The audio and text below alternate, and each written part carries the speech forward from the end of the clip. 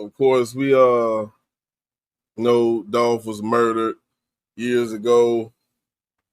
And of course, they're now they just had the trial for Hernandez Govan, who was supposed to be the mastermind of the Young Dolph's murder.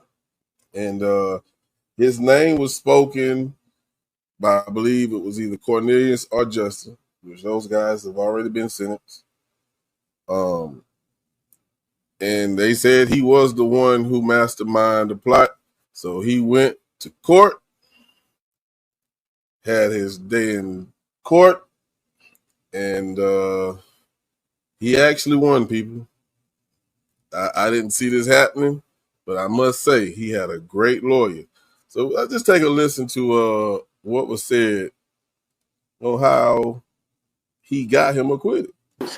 I'm always on edge because there's cases I thought I would have won easily, and the jurors just get swayed by the publicity and the media. It's been so one-sided, calling him a mastermind. The press has been going crazy because only the DA talks.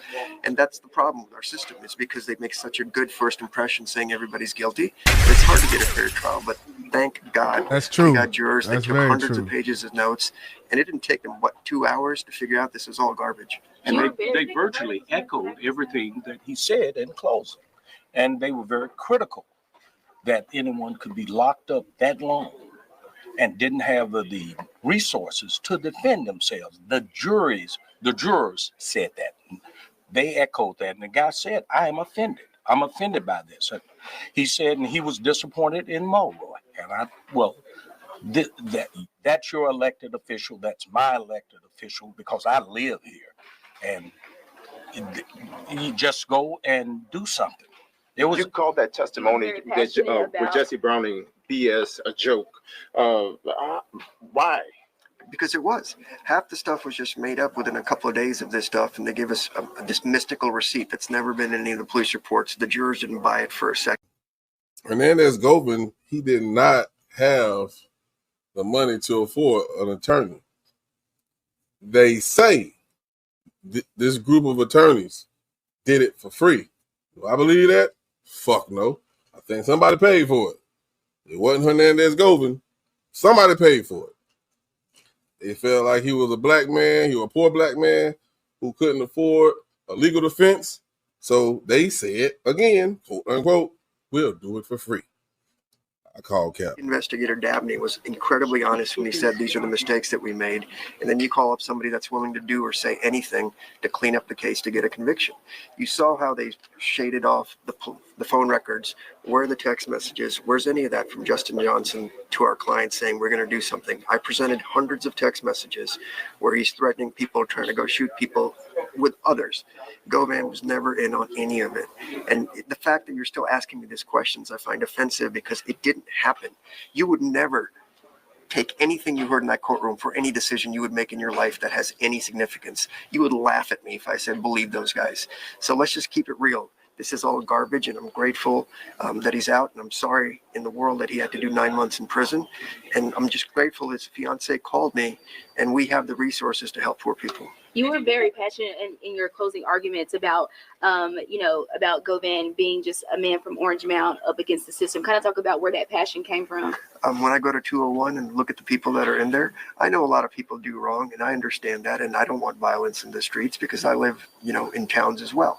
But it's just so wrong. If I can see it, there's no way a jury couldn't see it. And that's why it took, 2 hours to figure that out.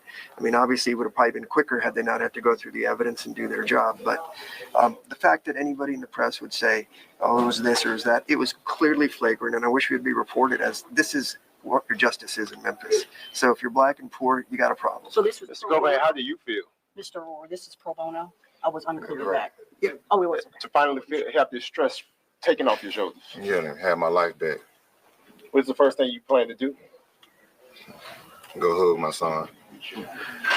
Mr. Govan, you haven't smiled all this week, but obviously you have a lot to smile about. Just tell me just about what you're feeling in right now.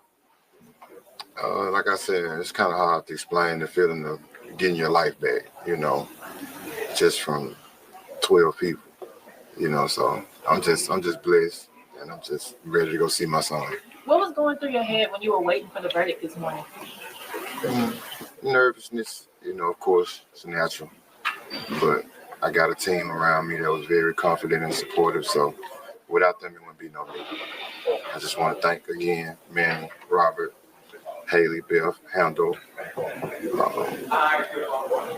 Contrell, Leanne, and just everybody that played a part in proving my innocence. You heard your attorney say if you're black and poor in Memphis, this is what happens. What would be your words of advice?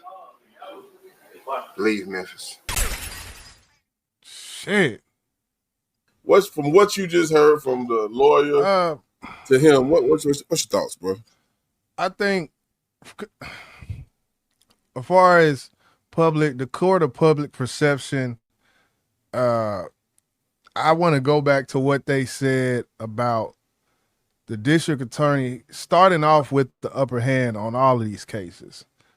All of these cases, they always start off with the upper hand when it comes to usually public perception, in the court of public perception.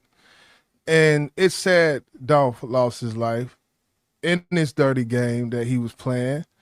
But I can't, a jury coming back in 2 hours on a case this large, 12 people.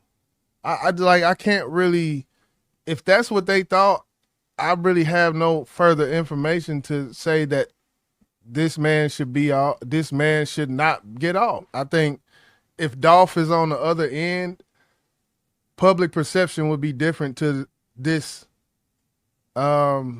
hearing. Or Dolph got off.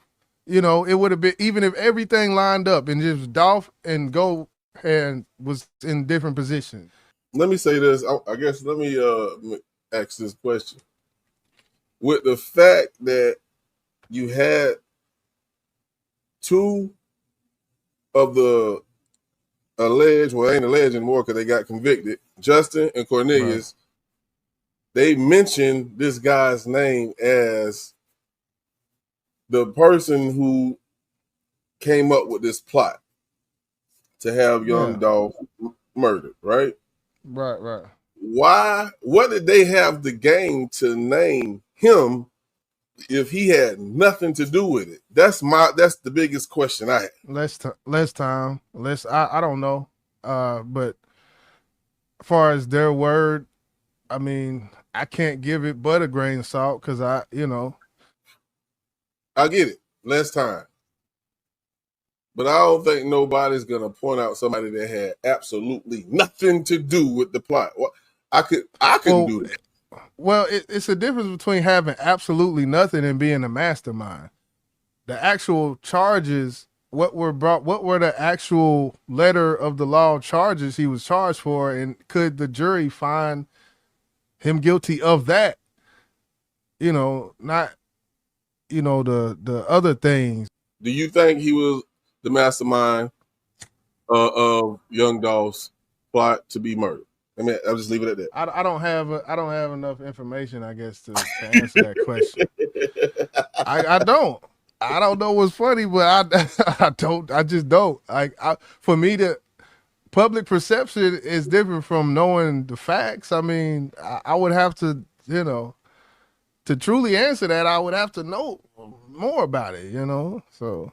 Right. No, I laugh because, that's the proper answer. Yeah. But in my head, I'm gonna just always stick with they have no reason just to pick this man's name out of the air. Now he walk away free. He free. He is not guilty. He walk away. But that man, you know what he said, right? What would be your words of advice? Leave Memphis. Leave Memphis. Why is he gonna leave Memphis? Because if he stays in Memphis, they gonna kill him.